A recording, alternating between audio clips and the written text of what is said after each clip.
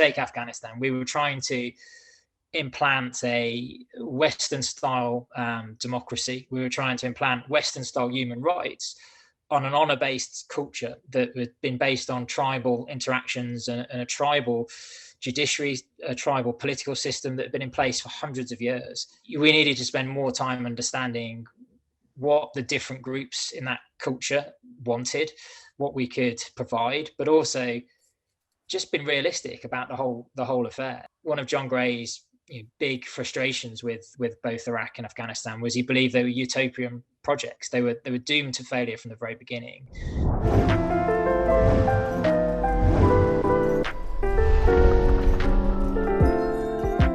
Andy, thank you for joining us. How do you like to introduce yourself? So I'm an ex-soldier that since I left the military, I write about the philosophy of war and the ethics of war. So in Northern Ireland, did you feel like a stranger when you first started to walk there? I found it a very strange experience, that the fact that you cross a small stretch of water and everything looks very similar. I grew up in Birmingham in England, and everything looks very similar, yet there are some really quite obvious differences as well. My mother was Irish Catholic. My father was English, so it's a mixed family. On my dog tags, I had RC, Roman Catholic, as my religion, but I was in the British Army and patrolling the streets. So it was an unusual position to be in. Yes, I did feel an alien in a strange culture, yet a culture that had many, many similarities and parallels to my own. Did that give you assumptions about what was going on there and what your role was when you were there? I think it's the first time I probably realized how ignorant I was. When you come out of your home environment, you suddenly realize how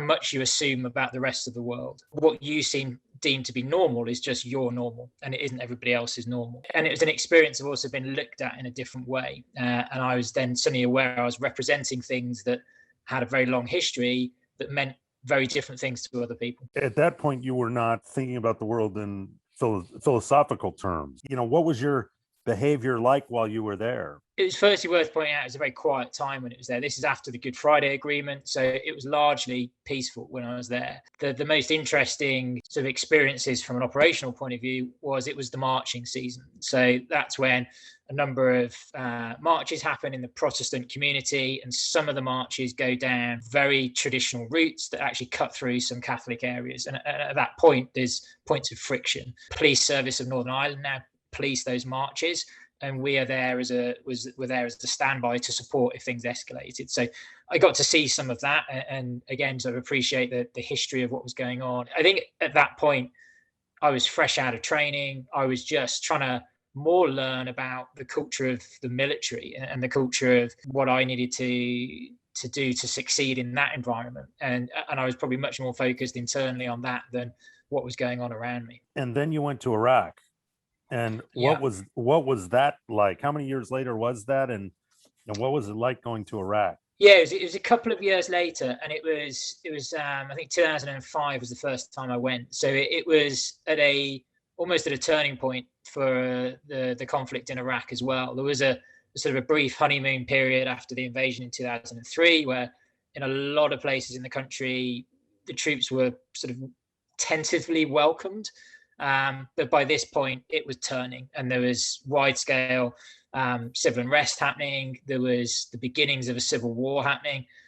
There was the group Al-Qaeda in Iraq was forming at that point, been led by al-Zarqawi. He was starting to try and target Shia communities to fan the flames of this civil war, and obviously targeting foreigners, contractors, and troops as well. So it was at an interesting time, and I was stationed up in Baghdad and did working alongside some of the American units. So did get to see the beginnings of what became a bloody few years in Iraq. Your departure from the military, you've really gone so deep philosophically as to what all this means. But before that, what was the thing that you were looking for? Why did you even begin and choose this path? Yeah, I think it's a really good question, and I think it probably was only after I left the military I fully understood it. So I think at the time it was my sort of final year of university I really started thinking about it properly. And at that point, this is pre-2001, and at that point I was looking at aid agencies. I was looking at Save the Children, Oxfam, those sort of agencies that would, I had the idea of get you traveling around the world, going to places where I could make a difference on the ground. And I had done a year before university teaching in a former homeland in South Africa, and and enjoyed the experience, and was overwhelmed by the experience of seeing such a different culture, and been able to be part of that for sort of 9 months or so. And that's what I started to explore. And then while I was doing that, I was seeing the difficulty of getting a paid job with someone like that straight out of university with no real life experience or particular skills to offer. I wasn't an engineer. I wasn't anything useful to them other than a volunteer. Whilst going through that process, I thought about the army, and I had a few friends who were looking at the military as well. And that sort of made me look at it. And the first bit of it I looked at was looking at becoming an engineer, potentially, to get some of those skills I could then take back into that aid development world afterwards. So I sort of started the process of joining up pre-2001. And then obviously everything changed in 2001. The military before that had been doing a lot of, certainly the British military, it had been doing some very small scale interventions post the Balkans. It had done some stuff in Sierra Leone, but it was doing a lot of aid support and disaster relief activities. But that all changed in 2001. And then when I joined, and it was going through the process of starting to get trained, and the world started to change, I wanted to be involved in the thing that was the most important to the military at the time, and try and be part of that. How did you understand what that war was? Because so much of that changes afterwards. But when you go in, you think you're fighting for democracy, or what is happening there? Yeah, so I mean, it was a confusing time, because at the beginning it was all about, in the first few months after 9/11, certainly for me and at my level, what I was understanding was it was all about Afghanistan, and it was going to find the perpetrators of 9/11 and bring them to justice. And that was the thing we were going to do. Obviously, that then developed over the next sort of year or so to then do that mission in a limited sense, but then move on to doing Iraq as well. And to me, at that time, I was very naive. I believed that we were doing the right thing. I saw it in the context of what had happened in the Balkans, what had happened in Sierra Leone, and involved it into the whole United Nations thinking of the right to protect. So something that had been brought in 2005 on the back of the activities in the Balkans, where in extreme circumstances, a country could use military force to remove, intervene in a third country to protect the people there. And I think a lot of us saw what we were doing is going to remove a dangerous dictator to protect the people of Iraq.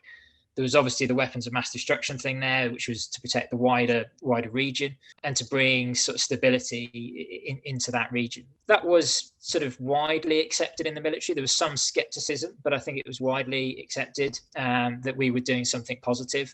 And if you look at some of the speeches that were given, there's a very famous one by Colonel Tim Collins on the eve of battle in 2003, talking about how we were going to liberate rather than conquer. We didn't see ourselves as foreign invaders. We saw ourselves as doing a service to the Iraqi people, and then ideally leaving sort of very, very soon afterwards. Obviously, it's viewed very differently now, and I think I have quite different opinions on it now. And it was through sort of reading some of the philosophers I came to admire and respect that helped me develop new views on that. What did you see? You have 1,000-year conflict going on, and then you have a bunch of people from America coming over with great ideas about what to do with these relationships, but it's like they don't really know. What did you see on the ground? Yeah, and I think that was one of the earliest sort of realizations, was just, again, how ignorant we were, and how ignorant of history we were, ignorant of the current culture as well. And I think this was a wider issue across Western society, that we'd come to the point where we believe that bureaucrats and technocrats could fix everything through the power of data, the power of efficient administration, and underlying cultures and underlying histories didn't really matter. We could just do the right things, take the right templates, apply them, and it would work. And we were doing that in our own countries. And I think we're now starting to see the price of that in some of our own countries with the political developments over the last few years. We tried to do that in Iraq, and we tried to do it in Afghanistan. And you can see documents that were not just military documents, but also the development agencies documents that would go on for hundreds of pages about developing Afghanistan and not mentioning the tribes once. And when we arrived, we saw ourselves as new. We were arriving in this country for the first time. They saw us as the people who drew the maps that founded the country in the first place and left certain groups in charge and didn't leave other groups in charge. And we were pretty ignorant to that, I think, for the most part. I'm certainly talking for myself, but I think for the most part, we were ignorant to that when we arrived. And it quickly became apparent that there were forces in play and relationships in play that we did not understand. Within the military, there can be a freedom that soldiers experience when they get to war.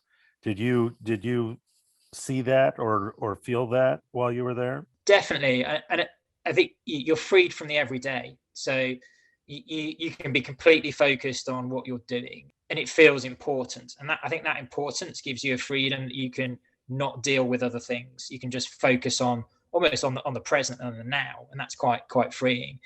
And also, I think you feel part of something very important. You're on the news every day. Maybe not you individually, but what you're doing is on the news back home. And you do get a certain appreciation from people as well that you're doing something important, and that undoubtedly feeds the ego as well. When you're going on patrol and you're in Afghanistan, you're inside an armored vehicle, you can't see out the windows, you could just hear people on the street.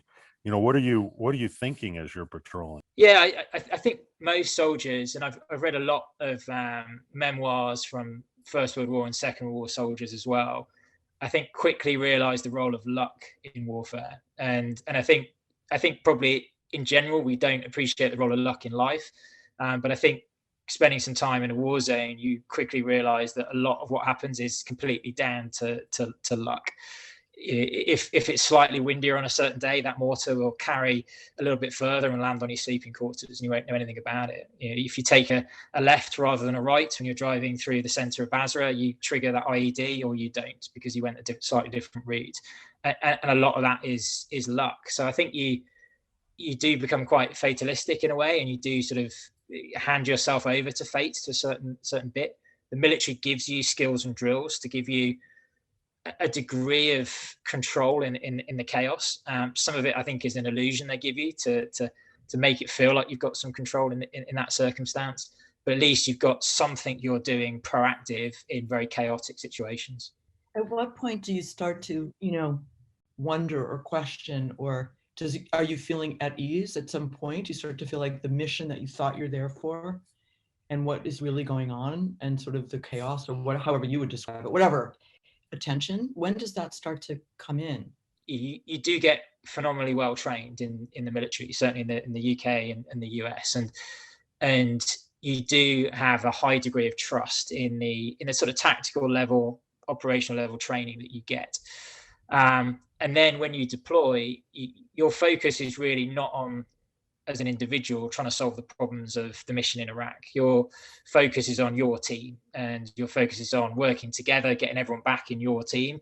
Every military unit has its own submission, but you have your own sort of unofficial submission in every unit, which is looking after each other and making sure you get all of yourselves back, and get yourselves back in a way that you can, reflect back on what you've done with some sort of sense of pride, and certainly not with a sense of regret. So you get back from being deployed, and you're back in England. And at what point does, stoicism come knocking at your door? It was a gradual thing that I started to get more interested. But I think after my first Iraq tour, I started to read more actively and seek out different ethical philosophers more than anything else. And it was driven by a little bit of a feeling that I didn't know enough to make some of the decisions I had to make. Back in military training, certainly back then, I think it has improved slightly now, but I felt that we did cover the laws of armed conflict, but then we didn't go much further into the grey area of, when a law doesn't cover it, how should you think about some of these situations? How should you ethically frame these situations? How will you cope with these situations after the fact when you look back on them?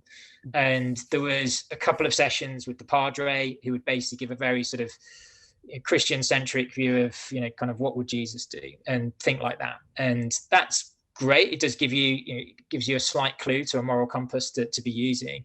But I felt with the combination of that and the brief bit on the laws of armed conflict, which were certainly the British experience, a lot of it was based on what we've been doing in the Second World War and then in Northern Ireland. They just didn't cover the situations, the massive grey area you got on almost a day-to-day basis in somewhere like Iraq. I think it was a US colonel, Marine Corps colonel, that came up with the concept of the strategic corporal in Mogadishu during Somalia.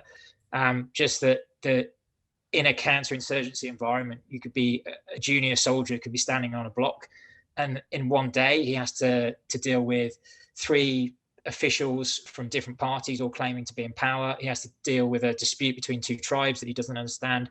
He doesn't speak the language to any of these people, and the decisions he make might end up on the evening news, and it might alter the way that the whole conflict's going in terms of hearts and minds, in terms of the political dilemma of that conflict. So how do we train junior leaders to be able to think better through situations? And I use philosophy, I think, as a tool to deal with ethical situations, but also how just to frame thinking more generally about some of the problems that we were facing.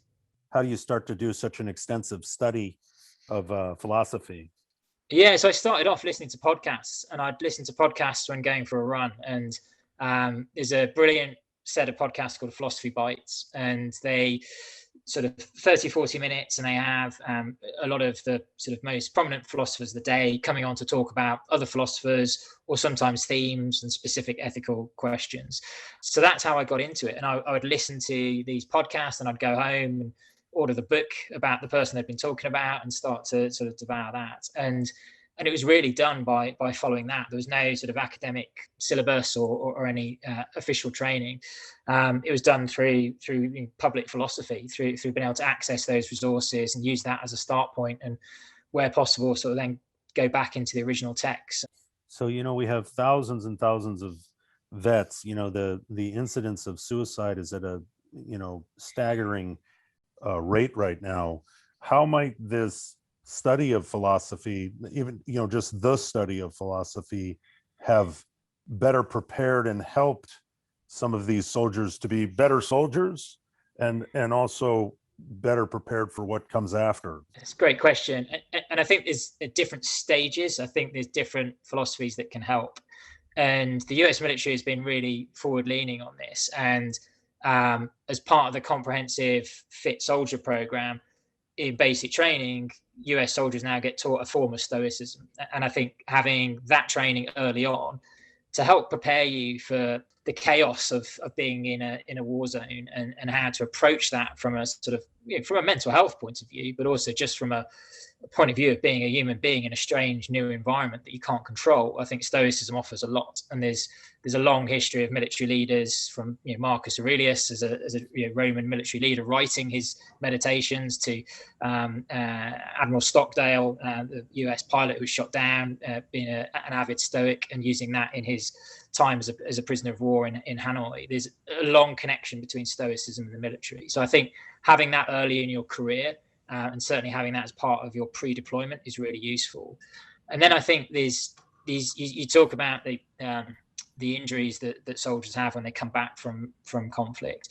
And there is the obvious physical injuries, is also the mental injuries people have. And not just the psychological trauma, but the psychological injury of feeling like you've done something wrong. And I think that's a lot more prominent, especially from the wars in Iraq and Afghanistan, than is probably admitted. And I think if we go back to soldiers training and help them work out what they think is the right thing to do in situations before they face those situations, in the same way we work out what do you do when you first come under contact, what drills do you go to, if we do that training there and help them work through what ethics works for them within the frameworks we've got of laws of armed conflict and their rules of engagement, how do they feel comfortable ethically with what they're doing, then that helps when they come back from a conflict. They can help rationalize, and they can help make the decisions in the first place, but then also live with those decisions. And I think that would really help with some of the psychological injuries soldiers experience. This philosophy that you've sort of developed, this idea, can that also be applied to just, NGOs going into a place to help? Is this framework something that, we're always avoiding, which is, going into a place and then asking people what they need, and as opposed to going and saying, hey, I got some great ideas for you? Absolutely.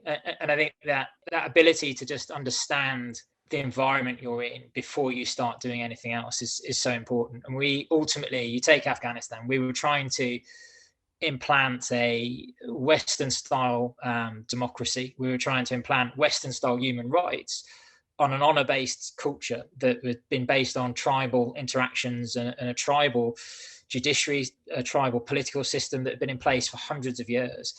And that doesn't make sense. You're trying to bang a square peg into a round hole. We needed to spend more time understanding what the different groups in that culture wanted, what we could provide, but also just been realistic about the whole affair. Like I think that one of John Gray's big frustrations with both Iraq and Afghanistan was he believed they were utopian projects. They were doomed to failure from the very beginning. Instead of trying to enforce our views on other people and say we found the one right way of living, we need to recognize there are lots of different ways of living a good life, and the challenge is more to find out how we all live together rather than enforce our views on other people. And that was kind of an enlightening moment for me. With you look at all the pros and the cons of Iraq and Afghanistan and the operational things we got wrong and could you have had more resources and all of that sort of stuff. But actually, if you go back to the very beginning of it, we were doing an ideological crusade to try and ultimately make people come from what we thought was an enlightened state to come to what we thought was the way that everyone should be, which is a liberal democracy. What is that line where somebody has to go in and intervene? I mean, we think about World War II, it feels like that felt black and white. I don't know, it seems like it was.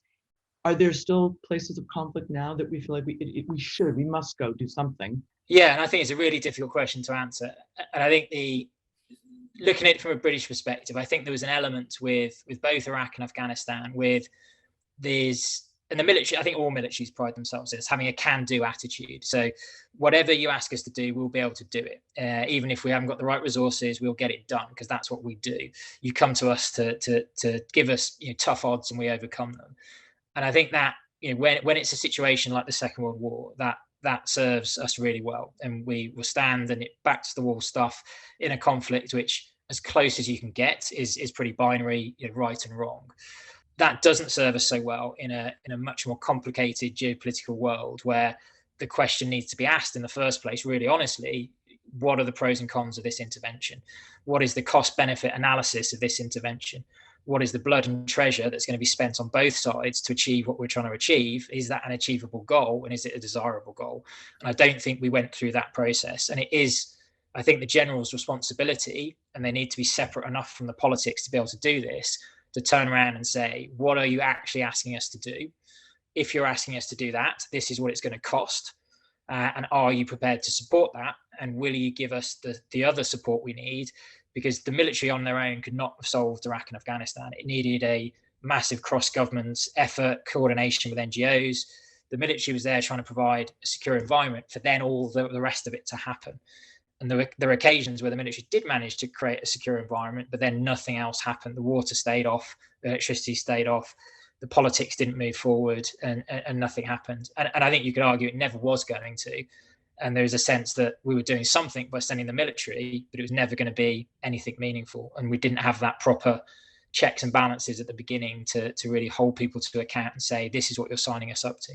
Knowing what you know now, would you deploy again? Yeah, it's a really difficult one because I think now at the time of my life, I probably wouldn't. I've got young kids now, and I think that makes a massive difference. I think as a young man, again, there is that selfish desire to go and experience things and have adventure.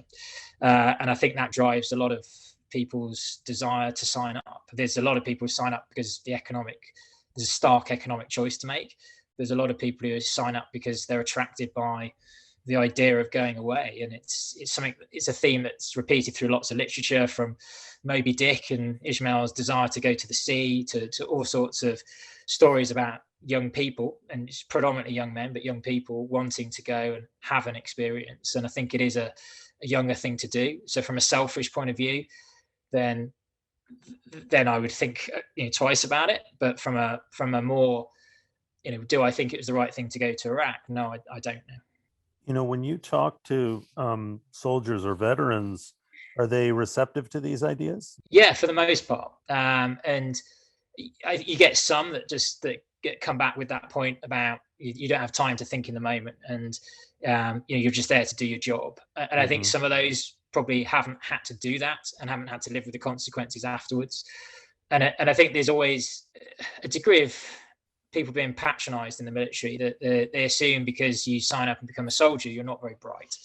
And I met some phenomenally bright soldiers, and some of them didn't have the opportunities that I was afforded. I was lucky. I went to university.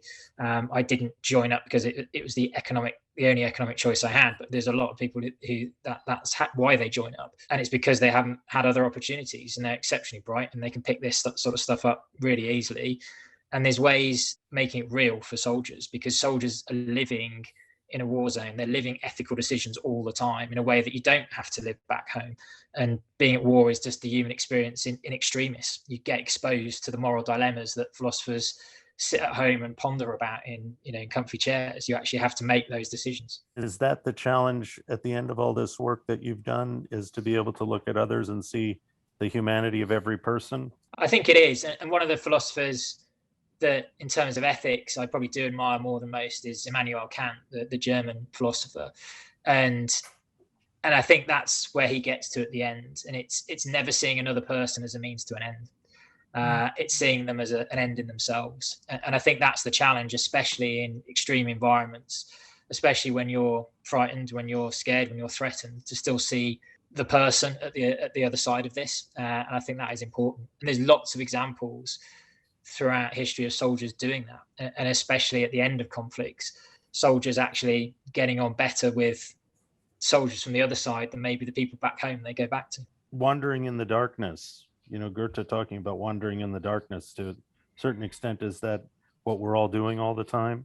I think my experience of going to some other cultures and just being exposed to how little I understand has reinforced that to me. But then the good thing is there is all this knowledge out there. To me, philosophy is just the bank of all of the thoughts of some of history's most intelligent and insightful people, and it's there to access.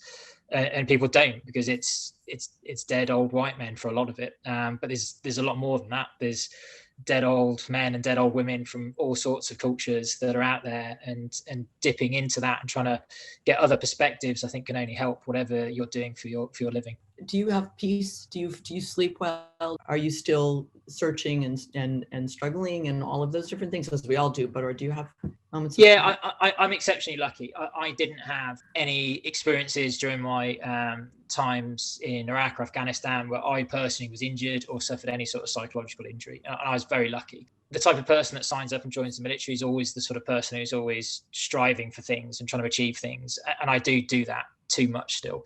I'm always trying to focus on the next thing and what can I do. And I try and take some inspiration from John Gray and to actually try and stop the striving and actually spend some time focusing on the now and not constantly seeking a purpose and belonging and all of that. And I think everybody, one of the things that I've had the most sort of feedback on from people in the military is when I've spoken about the fact that it's not just the bad things that influence people after they come out of the military. And I think there's this idea that people coming out of the military are damaged in some way because they've had bad experiences. I think a lot of the time people struggle when they come out of the military is because they're losing the good things. They're losing that sense of purpose. They're losing that sense of belonging. And it is really purposeful. And you have an amazing sense of belonging. You're living with people. You're trusting them with your life potentially.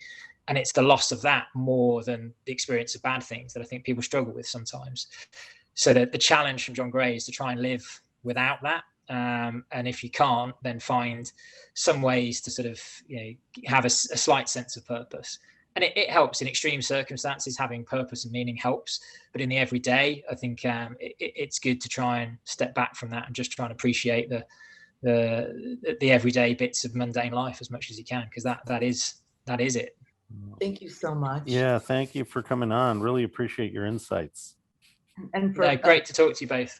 You and too. let's people, you referenced that you listen to a podcast and then you read the book, so people, please, Andy is a prolific essayist and author. All Soldiers Run Away, Alano's War, the story of a British deserter, is I think the story that was referenced, but there's lots of incredible essays Aeon, yes, which is a great publication. It's totally free. You can sign up to Aeon. I'd definitely recommend it. Lots of really, really interesting people write on philosophy, science, psychology, all sorts.